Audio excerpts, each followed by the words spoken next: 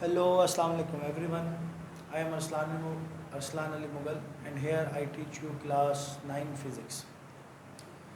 अच्छा, last time तक हम दो लेक्चर्स को अब तक अपलोड कर चुके हैं और दो लेक्चर्स पर हम अपनी वीडियो बना चुके हैं। सबसे पहले हमने इंट्रोडक्शन ऑफ फिज़िक्स को डिस्कस किया था टॉपिक नंबर फर्स्ट में। अब जो हम पढ़ने जा रहे हैं वो उसके बाद हमने फ़िज़िकल क्वांटिटीज़ को डिस्कस किया। फ़िज़िकल क्वांटिटी के बाद आज हमारा third lecture number third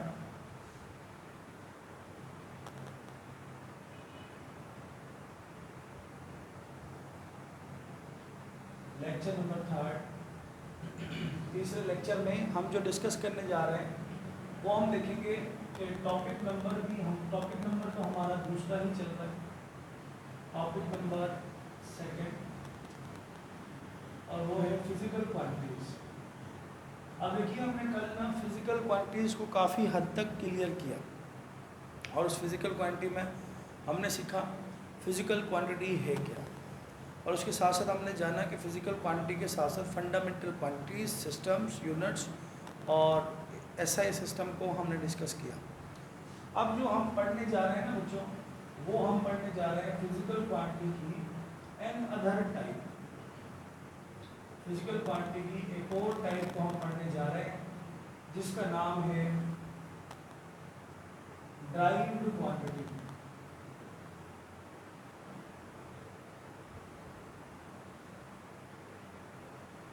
derived quantity.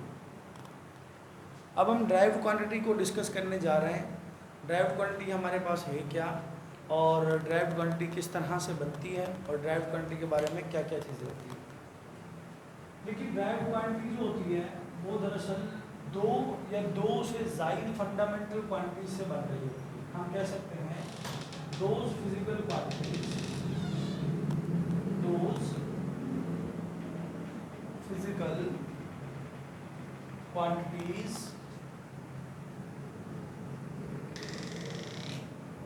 quantities they are composed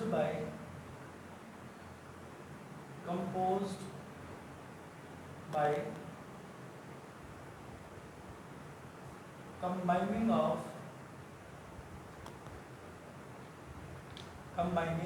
of two or more fundamental quantities। भाई, फिजिकल क्वांटिटीज में ड्राइव्ड क्वांटिटी फिजिकल क्वांटिटी की ऐसी टाइप होती है जिसमें दो या दो से ज़ायद बेस क्वांटिटीज़ आपस में जुड़ती हों। उस क्वांटिटी को हम नाम देते हैं, अब जो नई क्वांटिटी बनी है उसको हम नाम देते हैं ड्राइव्ड क्वांटिटी का। अब देखिए, ड्राइव्ड क्वांटिटी की एक बेस है। फंडामेंटल क्वांटिटीज जब क्या हुआ, कंबाइन हुई ऑन द बेस ऑफ। अब देखिए, जुड़ने के भी कुछ तरीके, कुछ पैटर्न होते हैं। अब यहाँ पर जुड़ने का जो तरीका है वो हमारे पास तीन बातों की बेस पर हम रखेंगे। अब ऑन द बेस ऑफ, भाई जो कंबाइनिंग हो रही है किस बेस पर हो रही है, या तो हम क्या करें, कोशेंट के लॉ को अप्लाई करें, मतलब दो फंडामेंटल क्वांटिटीज को हम कोशेंट की बेस पर जोड़ते हैं। और हो लफ्ज कोशेंट आपको पता होगा, तो कोशेंट लफ्ज शो करता है डिवाइड को शो कर रहा होता है कि कोई भी फिजिकल क्वांटिटी वो डिवाइड के तौर पर जुड़ती हो, या फिर हमारे पास कोशेंट के अलावा दूसरी जो टाइप है जुड़ने की वो है हमारे पास प्रोडक्ट, कि किसकी बेस पर जुड़ती हो, प्रोडक्ट की बेस पर जुड़ती हो। या फिर हम इसको एक और नाम भी देते हैं कि अगर कोई क्वांटिटी जुड़े exponential form, it means exponent के तौर पर। जब भी कोई भी दो या दो से ज़ायद बेस क्वांटिटी, प्रोडक्ट, कोशेंट या फिर सिंपली एक्सपोनेंशियल फॉर्म की बेस पर जब भी दो फिजिकल क्वांटिटी आपस में जुड़ेंगी, उस क्वांटिटी, उस नई क्वांटिटी को हम नाम देंगे ड्राइव्ड क्वांटिटी का। चलिए, now then new found quantity, then new found quantity are known as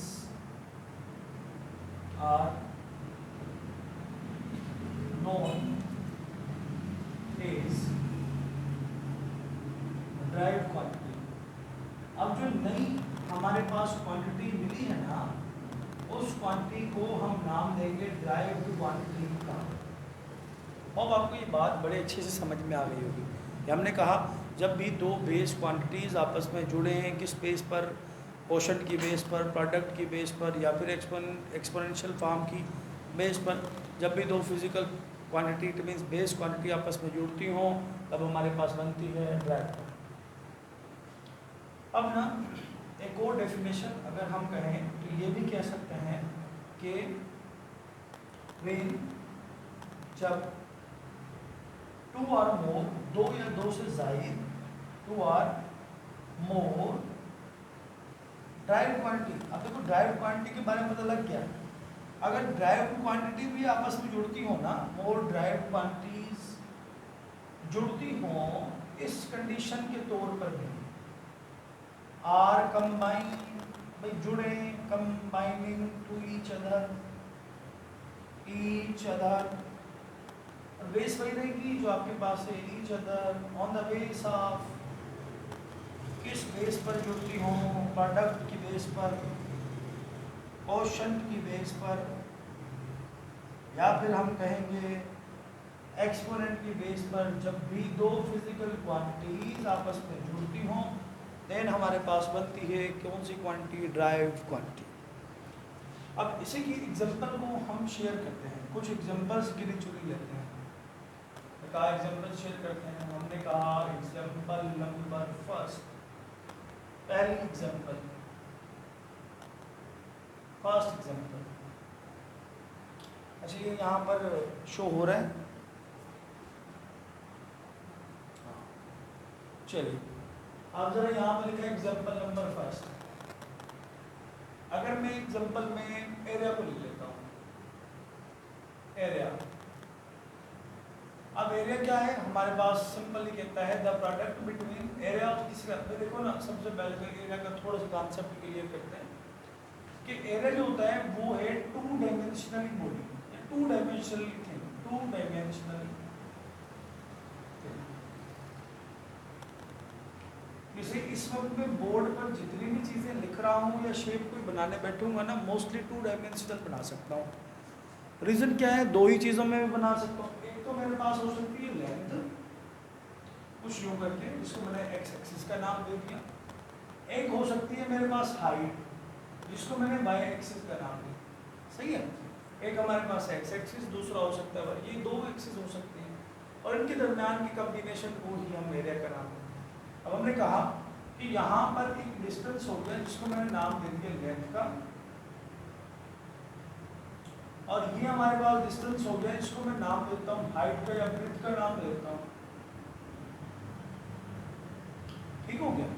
अब मैंने कहा जब भी प्रोडक्ट बनता हो, देखो मैंने अपनी डेफिनेशन के लिहाज से द प्रोडक्ट बिटवीन, मैंने कहा भाई ड्राइव्ड क्वांटिटी वो क्वांटिटी होती है कि वो बनाती हो प्रोडक्ट, और प्रोडक्ट का यहाँ पर मतलब जो होता है ना, यहाँ पर के कहीं पर भी प्रोडक्ट का मतलब होता है मल्टीप्लिकेशन,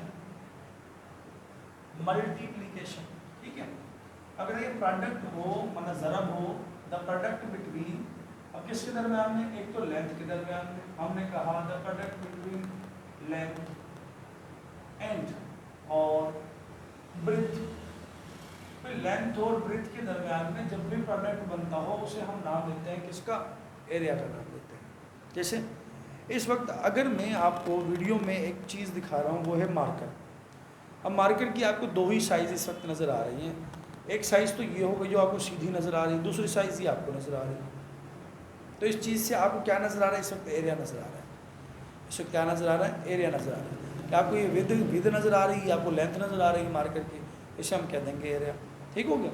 चलिए अब जब भी आपको दो डायमेंशनल कोई भी चीज़ मिलती हो वो मोस्टली एरिया ही होता है। और एरिया को अगर हम सिंपल जबान में लिखे हैं, area is equals to length into breadth. Length into breadth को हम नाम देते हैं किसको, एरिया को। अब लेंथ इनटू ब्रेथ भी कर सकते हैं, आप ये भी कर सकते हैं, ठीक है। लेंथ इनटू हाइट भी कर सकते हैं, वो भी एरिया के बराबर ही होगा। अब हमारी डेफिनेशन के लिहाज से हमने कहा area is the derived quantity, area is a derived quantity. अब सवाल था कि सर ये ड्राइव्ड क्वांटिटी कैसे बन गई। देखो मैंने कहा था ड्राइव्ड क्वांटिटी उसे कहा जाता है कि सबसे पहले तो दो प्रोडक्ट, मतलब दो क्वांटिटीज, दो बेस क्वांटिटीज, दो बेस क्वांटिटी अब सिमिलर हो या डिसिमिलर हो, बात ये नहीं, बात ये कि देखो यहाँ पर दो क्वांटिटीज हो, कौन सी हो, फंडामेंटल हो, ठीक है। अब देखो यहाँ पर अगर हम आते हैं तो ये लेंथ जो है ना, लेंथ हमें मालूम है एक बेस क्वांटिटी का नाम है, और ब्रेथ लेंथ का ही रिप्लेस नेम है, रिप्लेस नेम है। अगर हम लेंथ के कुछ रिप्लेस नेम के बारे में भी डिस्कस करें ना, तो लेंथ के कुछ नाम है, तो हमने कहा कि डिस्टेंस लेंथ को ही रिप्रेजेंट करता है, हमने कहा डिस्प्लेसमेंट लेंथ को ही रिप्रेजेंट करता है, हमने कहा हाइट लेंथ को रिप्रेजेंट करता है, हमने कहा ब्रेथ लेंथ को रिप्रेजेंट करता है, हमने कहा विड्थ लेंथ को रिप्रेजेंट कर रहा होता है। और इसी तरह से हम कहते हैं डेप्थ, डेप्थ भी, गहराई, गहराई भी हमारे पास लेंथ को रिप्रेजेंट, इस तरह से बहुत सारे गुण होते हैं लेंथ के। तो इन सबका एक ही फिजिकल क्वांटिटी है, बेस क्वांटिटी वो है लेंथ, और इन सबका एक ही यूनिट है जिसको हम लिखते हैं SI यूनिट मीटर। ये बात जाहिर है। हमने कहा कि एरिया एक ड्राइव्ड क्वांटिटी है। कैसे पता लगा एरिया एक ड्राइव्ड क्वांटिटी है? क्योंकि इसमें लेंथ और ब्रेथ की मल्टीप्लिकेशन हो रही है। लेंथ और ब्रेथ की क्या हो रही है? मल्टीप्लिकेशन हो रही है। अगर मैं यहाँ पर एडिशन कर दूँ तो ये ड्राइव्ड नहीं होगी। यहाँ पर रूल यही है कि किस बेस पर जोड़ना चाहिए, क्वोशंट, प्रोडक्ट, एक्सपोनेंट, इन बेस पर जोड़ना चाहिए बस, और किसी बेस पर नहीं, माइनस प्लस कुछ इस तरह से, ठीक है। तो ये दोनों चीज़ें आपस में क्या हो, मल्टीप्लाई हो, तब बनता है कौन, एरिया बनता है। ये इस तरह की हमारे पास ड्राइव्ड क्वांटिटी होगी। और एरिया का आप यूनिट जानते हैं, वैसे स्क्वायर मीटर लिखते हैं हम, the unit of area SI unit, क्योंकि मैंने कहा था आपने जो याद करने हैं वो SI यूनिट्स याद करने हैं। ये SI स्टैंडर्ड इंटरनेशनल यूनिट्स बहुत ज़्यादा इस्तेमाल होते हैं। मतलब हम फिज़िक्स के जितने भी प्रॉब्लम्स, जितने भी सीक्वेंस चलाएंगे, मोस्टली हम इन्हीं यूनिट्स पर बात करेंगे, SI यूनिट्स पर। SI यूनिट हमारे पास लेंथ का है क्या सर? मीटर है। और जब भी मीटर मीटर से मल्टीप्लाई होता है, मीटर स्क्वायर बनता है, या स्क्वायर मीटर, ठीक है, मीटर स्क्वायर, या फिर हम इसको लिखेंगे स्क्वायर मीटर। बात एक ही, दोनों ही है सेम, ठीक है, क्लियर हो। या फिर हम इसको रिप्रेजेंट करते हैं M स्क्वायर, इस तरह से M is the symbol of length, metre square. इस तरह से कि हमारे पास एक ड्राइव क्वांटिटी। अब एक और ड्राइव क्वांटिटी डिस्कस करते हैं जिसको हमने कहा वॉल्यूम। वॉल्यूम कह दिया। अब वॉल्यूम में क्या होता है भाई? वॉल्यूम में फिर से प्रोडक्ट बनता है, प्रोडक्ट बनता है। अब हमने कहा वॉल्यूम होता क्या है? देखो यहाँ पर हमने 2 डायमेंशन की बात की, एक और डायमेंशन यहाँ पर यहाँ बना लेते हैं, एक और डायमेंशन हम बना लेते हैं भाई, जो X पर, Y पर और Z पर। एग्जाम्पल के तौर पर मैं फिर से इस मार्केट की एग्जाम्पल लेता हूँ। मैंने कहा आपको एक ये चीज़ नज़र आ रही, इसको लेंथ कहा, ये चीज़ नज़र आई, इसको हाइट या विड्थ कह देता हूँ। अब ये एक चीज़ आपको नज़र आ रही कुछ इस तरह से, ये देखो, ये आपको एक और चीज़ नज़र आ रही है। अब इसको मैं क्या कहूँगा? इसको आपने ब्रेथ कह देना है, विड्थ कह देना, जो आपको ठीक लगे आप कहिए। अब कितनी डायमेंशन हो गई आपके पास भाई? एक ये हो गई आपके पास 1, या आपकी 2, और ये आपकी 3 डायमेंशन हो गई। तो इन 3 डायमेंशन वाली चीज़ों को हम वॉल्यूम करार देते हैं। मतलब वॉल्यूम का नाम देते हैं कि जो भी डायमेंशनली 3 डायमेंशन रखती है वो वॉल्यूम से रिप्रेजेंट की जाती है। जैसे मैं यहाँ पर एक क्यूब बना लेता हूँ, तो मैंने कहा कि ये आपके पास एक स्क्वायर नज़र आ रहा है, और स्क्वायर को मैं क्यूब में कन्वर्ट करने जा रहा हूँ। मैंने एक और शेप बना ली। अब मैंने कहा ये 3 एक्सिस रखती है। 3 एक्सिस कैसे रखती है? हमने कहा देखो ये 3 एक्सिस कुछ इस तरह से रखती है कि हमारे पास यहाँ पर एक कॉर्नर में 3 लाइन नज़र आ रही हैं, यहाँ पर एक कॉर्नर में 2 लाइन नज़र आ रही हैं। हमने कहा ये चीज़ है इसको मैं लेंथ कहता हूँ, ये चीज़ जो है इसको मैं हाइट कहता हूँ, ये चीज़ जो है इसको मैं ब्रेथ कहता हूँ।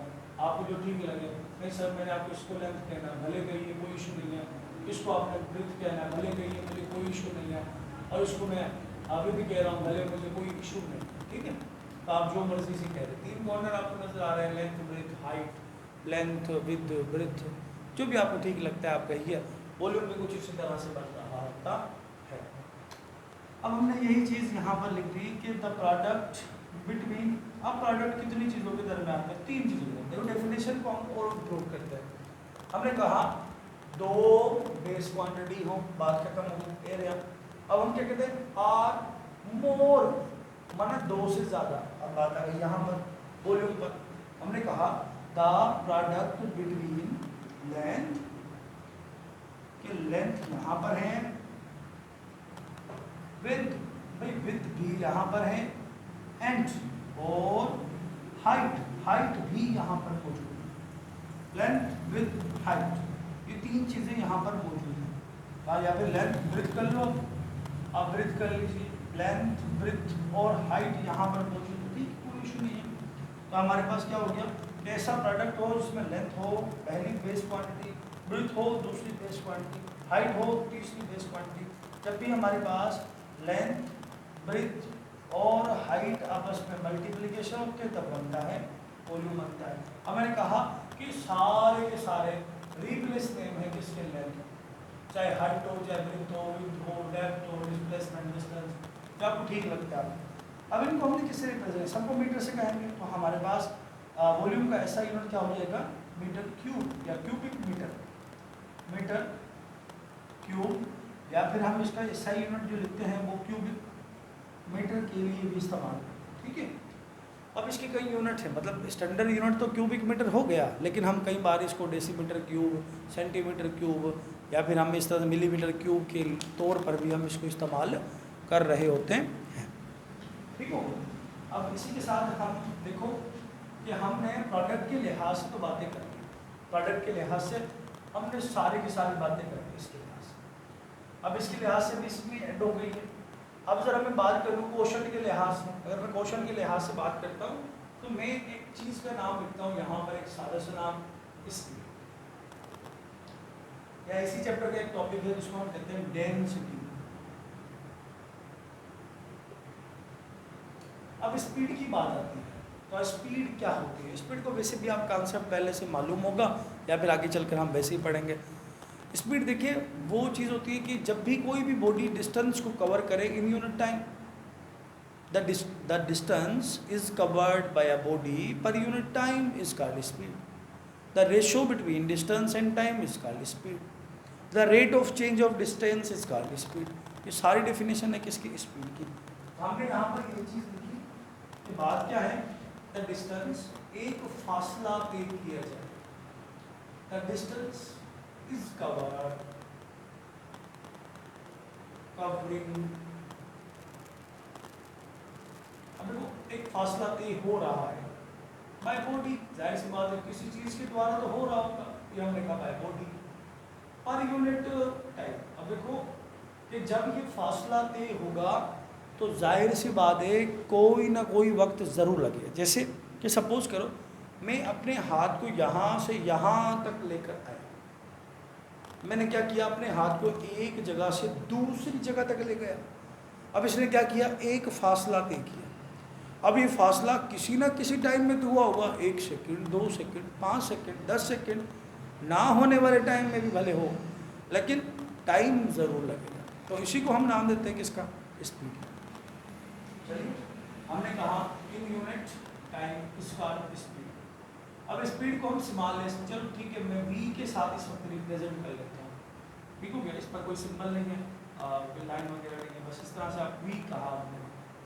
तो आ गया डिस्टेंस, डिस्टेंस को मैंने v से लिख लिया और यूनिट टाइम। अब देखो क्या हुआ कि डिस्टेंस पर यूनिट टाइम।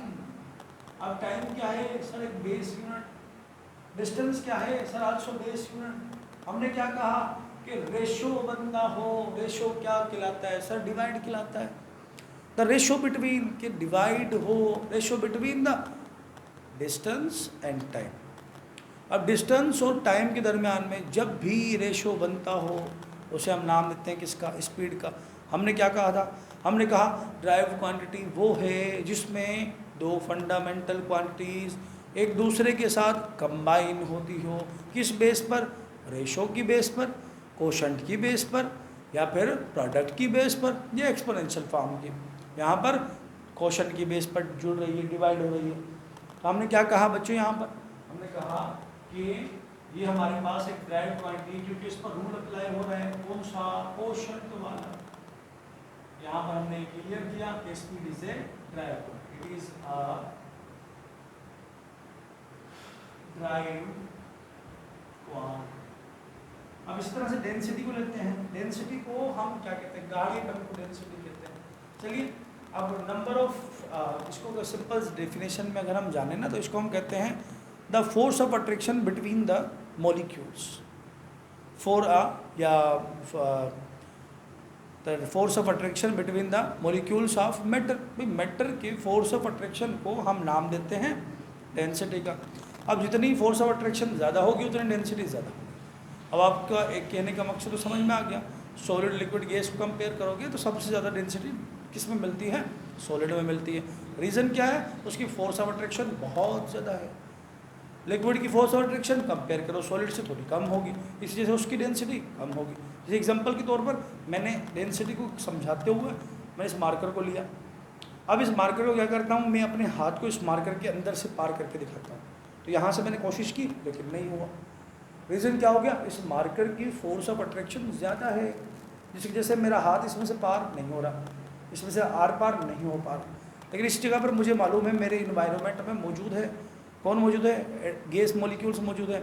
और गैस मॉलिक्यूल्स में मैं इसीलिए अपने हाथ को क्या करवा सकता हूँ, मूव करा सकता हूँ। रीज़न क्या है, उनकी फोर्स ऑफ अट्रैक्शन कम है, किससे, इस मार्कर से बहुत ज़्यादा कम है, जिसकी वजह से मैं अपने हाथ को ईजीली मूव करवा सकता हूँ। चलिए डेंसिटी कहानी पर थे हमने कहा कि रेशो बनता हो, रेशो बनता हो बिटवीन द, इसके दरम्यान में मास, मास क्या है sir, base quantity, and volume क्या है सर, ड्राइव क्वांटिटी। ठीक है, अब मतलब एक और डेफिनेशन आपके पास आ गई किसकी, ड्राइव क्वांटिटी की। The ratio between fundamental quantity and not ratio, what is drive quantity? Drive quantity shows the combining of base quantity or drive quantity. Now new formed quantity are known as drive quantity. उस नई quantity को हम नाम देंगे drive quantity। मास और volume का क्या बना, रेशो बना। अब हमने कहा डेंसिटी कुछ इस तरह के सिंबल से रिप्रेजेंट की जाती है। अब डेंसिटी को हम मास, ये मास लिखा, ये वॉल्यूम लिखा। डेंसिटी क्या है sir, it is a drive. और इस तरह से बहुत सारी ड्राइव क्वांटिटीज हमारे पास मौजूद होती है, बहुत सारी ड्राइव क्वांटिटीज हमारे पास मौजूद होती है। फिर ये कुछ गिनी चुनी ड्राइव क्वांटिटीज के हम कंसेप्ट तो आपको समझ में आ गया ड्राइव क्वांटिटी का। अब ड्राइव क्वांटिटी के कुछ गिने चुने नाम जो हमें आते हैं वो लिख लेते हैं। अब देखिए तो सबसे पहले मैं कुछ नेम ऑफ ड्राइव क्वांटिटी लिखने जा रहा हूँ, जिसमें मैंने यहाँ पर आपको स्पीड के बारे में कॉन्सेप्ट दिया, मैंने यहाँ पर आपको एरिया का कॉन्सेप्ट दिया, मैंने यहाँ पर आपको वॉल्यूम के बारे में बताया, मैंने यहाँ पर आपको डेंसिटी के बारे में बताया। अब ये तो हो गई वो ड्राइव क्वांटिटी जो हमने पढ़ी, और इसी के साथ मैं कह देता हूँ वेलोसिटी एक ड्राइव क्वांटिटी है। इसी तरह से मैं कह देता हूँ कि एक्सेलरेशन एक ड्राइव क्वांटिटी है। इसी तरह से मैं कह देता हूँ फोर्स एक ड्राइव क्वांटिटी है। इसी तरह से मैं कह देता हूँ pressure is also drive quantity, pressure भी हमारे पास क्या है, एक ड्राइव क्वांटिटी है। इसी तरह से हम कह देते हैं कि मोमेंटम एक ड्राइव क्वांटिटी है। इसी तरह से हम कह देते हैं कि मोमेंटम के बाद इम्पल्स एक ड्राइव क्वांटिटी है। इम्पल्स के बाद हम यहाँ पर कहते हैं कि फोर्स हो गई। अब हम वर्क को लेते हैं, वर्क एक ड्राइव क्वांटिटी है। इसी तरह से मैं कह देता हूँ कि हमारे पास एनर्जी एक ड्राइव क्वांटिटी है। इसी तरह से हम कह देते हैं कि एनर्जी के बाद एंट्रोपी एक ड्राइव क्वांटिटी है। अच्छा, इसी तरह से हम कह दें कि specific heat capacity, specific heat capacity, ये भी हमारे पास क्या है, एक ड्राइव क्वांटिटी है। हीट कैपेसिटी ये भी हमारे पास क्या है, एक ड्राइव क्वांटिटी है। तो बहुत सारी ड्राइव क्वांटिटी होती हैं। पावर हमारे पास ड्राइव क्वांटिटी है। तो इस तरह से ठीक है। मोस्टली हम इस बुक में जितनी भी क्वांटिटीज़ को डिस्कस करने जाएंगे ना, इस बुक में जितनी भी क्वांटिटी पढ़नी है वो तकरीबन यहाँ पर मौजूद है। तकरीबन में हम एक चीज़ टेंशन लिख लेते हैं, टेंशन भी हम यहाँ पर पढ़ेंगे। हम वेट को पढ़ेंगे, हमने वेट के साथ हमने टार्क को पढ़ना है यहाँ पर। टार्क भी एक ड्राइव क्वांटिटी है। इसी तरह से अगर और कोई आपके से टेंशन हो गई है, टार्क, वेट, पावर, इस तरह से हम बहुत सारी ड्राइव, मतलब मोस्टली जितनी भी हमने यहाँ पर पढ़नी है ना, जितनी भी इस बुक में 9 क्लास की सिंटेक्स के बोर्ड बुक में जितनी भी ड्राइव क्वांटिटी पढ़नी है वो तकरीबन यहाँ पर मैंने लिख दी है। सारी ड्राइव क्वांटिटी हम ना आगे चलकर वैसे ही डिस्कस कर लेंगे। तो अब ना ड्राइव क्वांटिटी का कॉन्सेप्ट होप आप लोग को समझ में होगा। इसी के साथ साथ हम एक और कॉन्सेप्ट स्टार्ट करने वाले हैं, वो हमारे पास सप्लीमेंट्री क्वांटिटीज। चलिए सप्लीमेंट्री क्वांटिटी पढ़ते हैं, आप नोट कर लीजिए।